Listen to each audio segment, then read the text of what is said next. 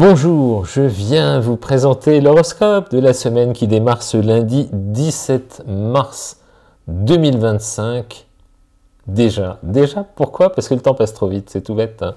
Moi, je vois pas le temps passer, des semaines dépassent les unes après les autres, mais bon, on vieillit tous ensemble, c'est ce qu'il faut se dire, il faut toujours voir le bon côté. Alors, qu'est-ce qu'il y a cette semaine? Il y a vraiment une très bonne nouvelle cette semaine. Le printemps arrive. Le soleil démarre la semaine à 27 degrés des Poissons. 27 degrés des Poissons, donc bon anniversaire, mes troisième décan Poissons si c'était pas fait. Il y a en ce moment Saturne et Neptune dans votre zone, donc ça alterne, hein, mes Poissons. Il y a surtout troisième décan, il y a à la fois Saturne, sagesse, restriction, on fait du ménage, de l'élagage, et puis il y a Neptune, l'inspiration, l'intuition, qui est encore chez vous en fin de signe, et qui va très bientôt quitter votre secteur pour entrer en Bélier. C'est ce que je vous ai expliqué en détail quand je vous ai fait les vidéos prévisionnelles sur l'année qui sont sur la chaîne pour celles et ceux qui ne l'ont pas vu. Voilà l'idée. Alors, le soleil, disais-je, est en Poisson, donc très bon jusqu'à jeudi 20 mars, 10h03 du matin précisément. 10h03 du matin, jeudi 20 mars, le soleil reste dans ce secteur, dans ce signe d'eau, donc accompagne encore jusqu'à jeudi 10h, profitez-en. Très bon pour mes poissons, mes scorpions, mes cancers, mes taureaux, mes capricornes, tous ceux qui sont à conjonction, 60 et 120 degrés. Les angles dits heureux, positifs, protecteurs, bienveillants, et j'en passe des meilleurs. Enfin bref, les angles qui vous veulent du bien, voilà, bon pour vous. Et puis agaçant pour qui? Pour les troisièmes décans Gémeaux, les troisièmes décans Sagittaires et les troisièmes décans Vierges, dont je fais partie. Petits yeux en témoignent, voilà, c'est comme ça va vite passer. Vivement le printemps, voilà, moi ce que j'ai derrière la tête. Donc très bientôt, on arrive jeudi, on se projette déjà tant qu'à faire, à jeudi 20 mars, 10h03 du matin, hein, ça change tous les ans, le passage du soleil d'un domaine, d'un secteur à un autre, parce qu'il y a les décalages du calendrier, l'année bissextile, les petits décalages de la Terre, petites choses comme ça. Donc, certaines années, le soleil quitte les Poissons pour entrer en Bélier le 21 mars, parfois c'est le 20, cette année c'est le 20, 10h03 du matin, voilà, comme ça. Donc, c'est la fête pour mes signes de feu à partir de jeudi 10h03 du matin.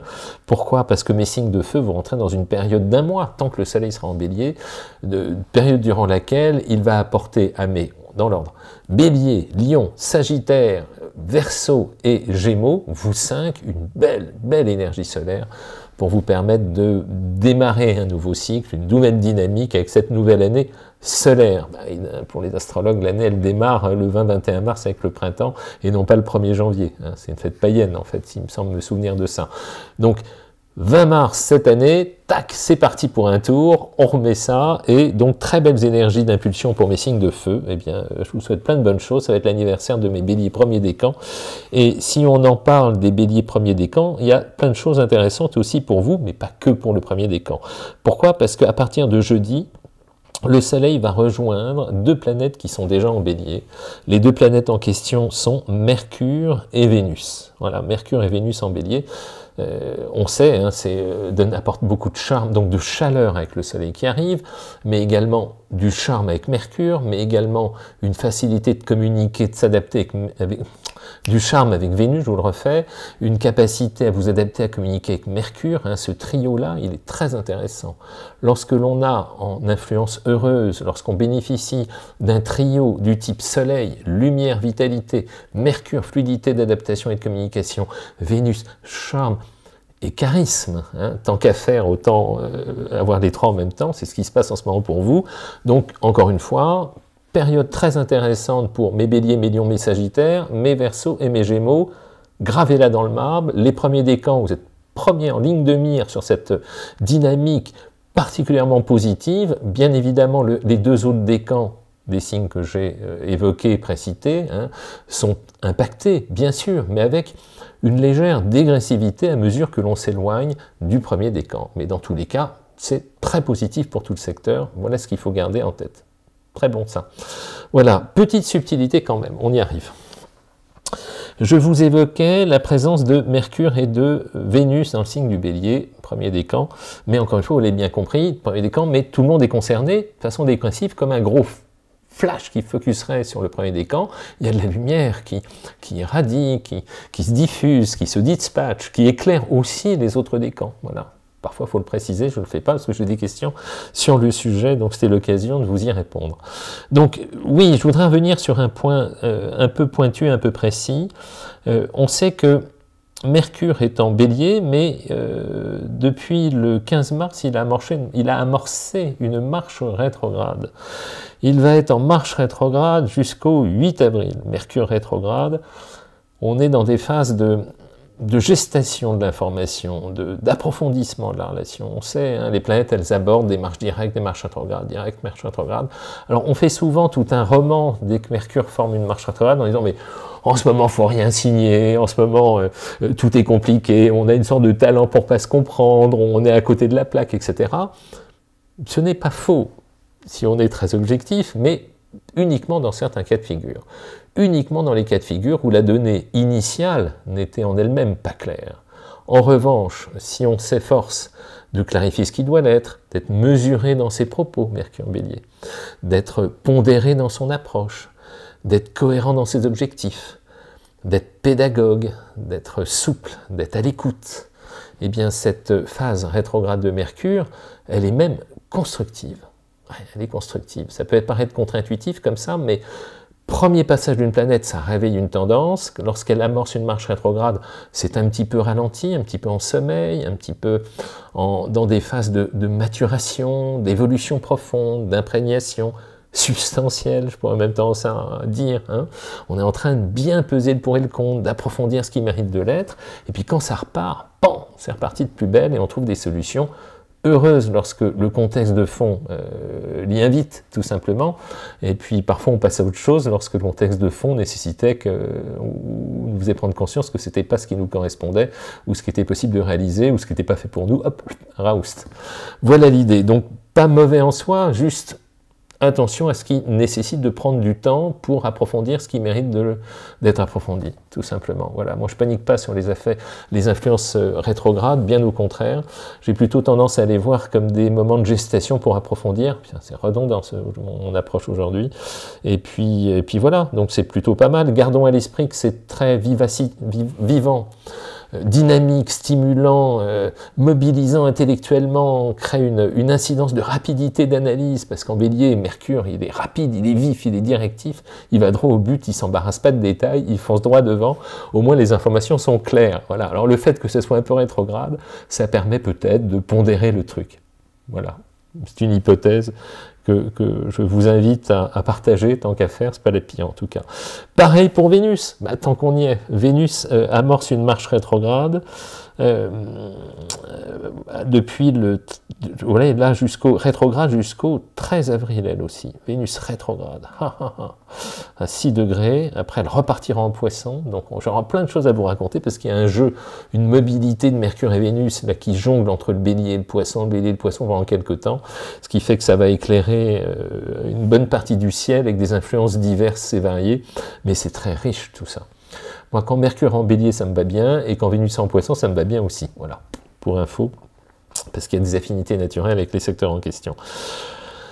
Enfin, qu'est-ce qu'il y a d'autre? Il y a Mars, la planète rouge. Bon, pas trop besoin de remonter les manches en ce moment. Hein, il est en Cancer, 19 degrés, donc fin du deuxième décan, on va passer en troisième décan. Mars, l'action, planète rouge.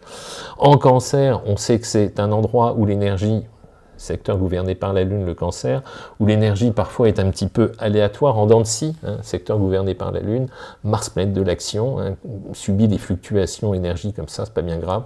Il faut juste avoir en tête, lorsqu'on a Mars Cancer dans son ciel de naissance, de canaliser ses efforts sans surestimer ses capacités d'endurance. Voilà, exactement, c'est ça l'idée. Hein, on se dit, voilà, j'ai un temps court, je me calibre sur le temps court, je donne tout l'impact de mon énergie à ce moment-là, je sais que je risque d'avoir une baisse de régime, c'est structurel avec cette position-là, ben, je sais que je vais prendre peut-être un jour, 2 jours, 3 jours de temps mort pour me ressourcer, et puis hop, je repartirai de plus belle. Tout ça s'organise en fait, hein. C'est une question de gestion de l'énergie, il n'y a rien de dramatique, c'est de l'organisation. Voilà, Mars étant si beau en Capricorne, alors ça sert à rien de couper les cheveux en 4, mais quand je parle du secteur du Capricorne, il y a ce qu'on appelle une planète en maîtrise. Maîtrise, c'est maximum de sa puissance, cette planète c'est Saturne, l'hiver, le recul, la profondeur, l'endurance, la vision du long terme, la lucidité, Voilà les valeurs de Saturne. Mais il y a une autre planète qui est puissante en Capricorne, c'est Mars. Mars, dit-on, est exalté. Exalté, qu'est-ce que ça veut dire? Ça veut dire que c'est presque aussi puissant qu'une maîtrise, mais c'est donc un accord, une harmonie naturelle entre le secteur et la planète. Elle n'est pas la première sur la liste des influences les plus prépondérantes dans le secteur en question.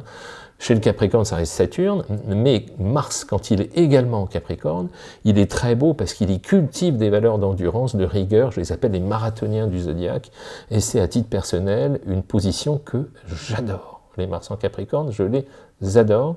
Moi qui ai Mars en Scorpion, eh ben, je préfère Mars en Capricorne. Pourtant, ce n'est pas une maîtrise. Pourquoi? Parce qu'il a un avantage sur nous, les Mars Bélier, les Mars Scorpion, les Mars en maîtrise, c'est qu'il est linéaire. Linéaire. Et ça, la qualité d'être linéaire, c'est...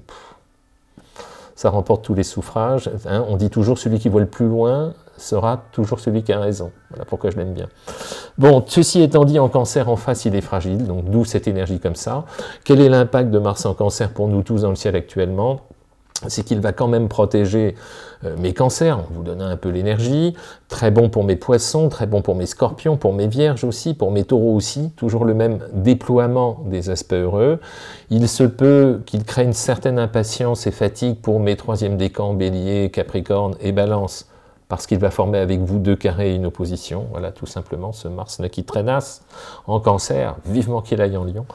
Ça sera pour bientôt. Voilà ce que je voulais vous raconter sur ces planètes rapides. Et puis, qu'est-ce qu'il y a d'autre? Il y a ce que je disais au départ, mon soleil fin Poisson, en ce moment, là, jusqu'à jeudi, il va croiser Neptune. Il va croiser Neptune, très certainement mercredi, du coup, parce que Neptune est vraiment à 29 degrés des Poissons.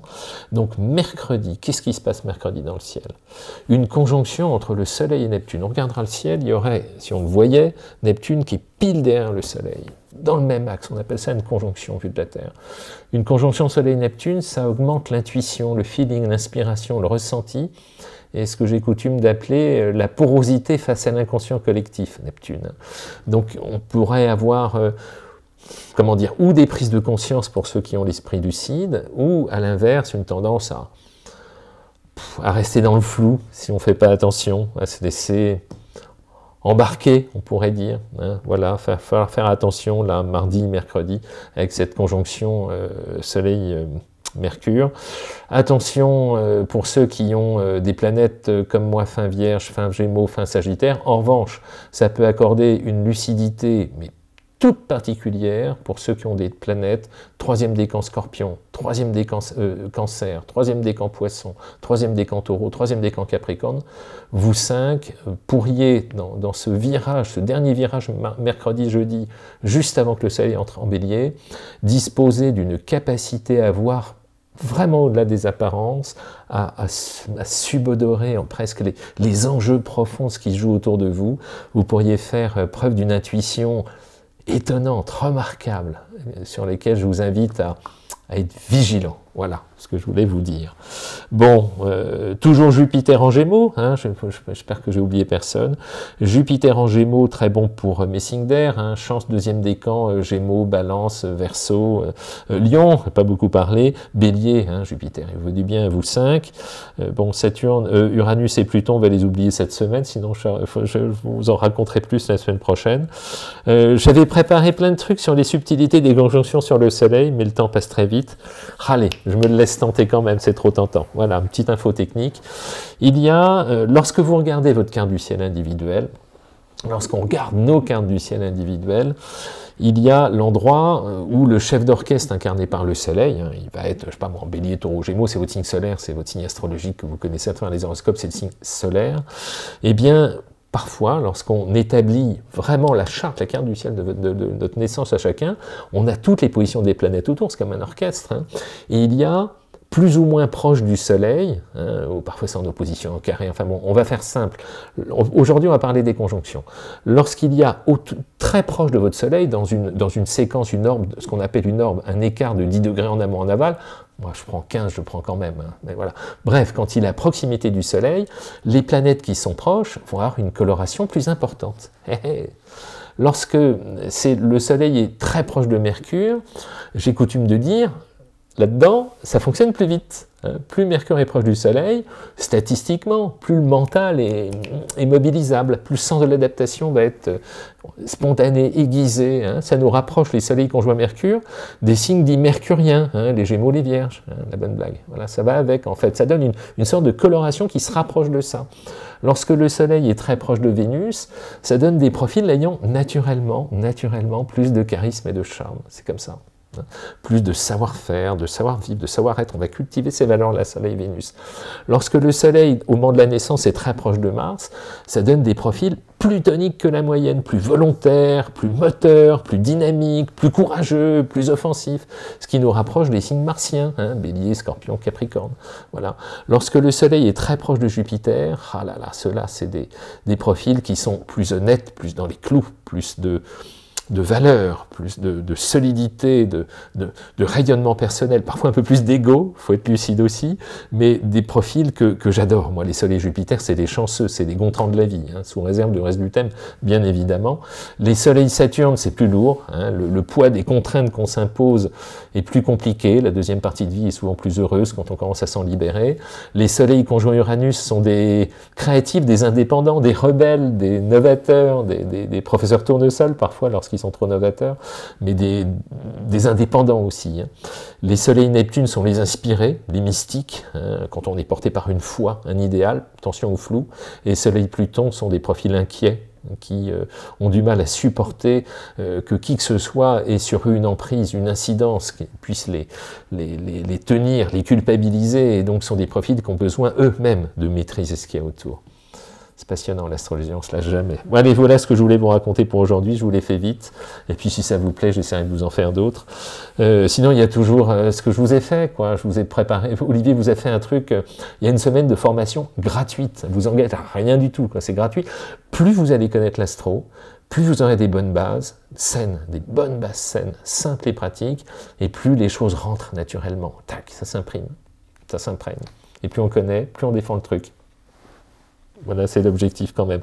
Allez, des petites citations que j'ai gardées pour vous, que vous m'avez fait parvenir, bien évidemment, que je vais vous repartager. Alors, la première est une citation de Charlie Chaplin. Alors, aujourd'hui, ce sont des citations spéciales Valérie.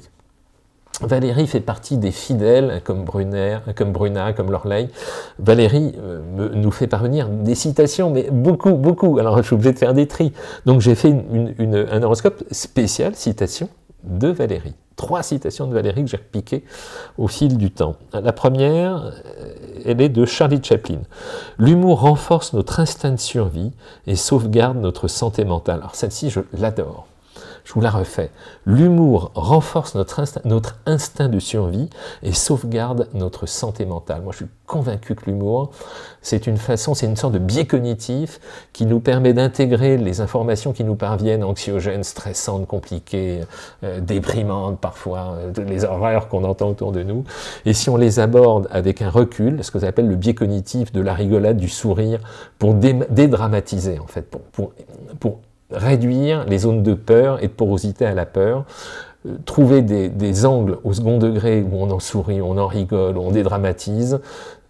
Je suis désolé, mais c'est un signe de bonne santé mentale. Ça, là-dessus, je ne changerai pas d'avis. Voilà, premier point. Merci Valérie. Première citation. Deuxième citation de Victor Hugo. Elle dit « L'esprit s'enrichit de ce qu'on lui donne et le cœur de ce qu'il donne. L'esprit s'enrichit de ce qu'on lui donne et le cœur de ce qu'il donne. » Le cœur s'enrichit de ce qu'il donne, j'en suis convaincu aussi, merci. Victor Hugo et Valérie. Troisième citation de Valérie. « La beauté ne fait pas l'amour, mais c'est l'amour qui fait la beauté. » Ça, c'est une citation de Léon Tolstoï. La beauté ne fait pas l'amour, c'est l'amour qui fait la beauté. Ça me fait penser à une autre citation qui disait un truc du genre « La beauté est dans l'œil de celui qui regarde ». J'aimais bien, c'est un peu le même esprit, mais c'est très, très juste en fait. Et enfin une dernière, de Paul Éluard. On transforme sa main quand on la met dans une autre. On transforme sa main lorsqu'on la met dans une autre. Bon, sur ces bonnes paroles, allez, j'espère que ça nous remonte le moral. Et encore une fois, je ne sais plus qui m'a dit, c'est agréable de voir quelqu'un de normal. Rien me fait plus plaisir que ça. Il faut être normal, quoi. Un petit noche. Merci pour la gentillesse de vos messages, de vos gentils commentaires, de vos bonnes énergies surtout. À très vite, à la semaine prochaine. Merci. Au revoir.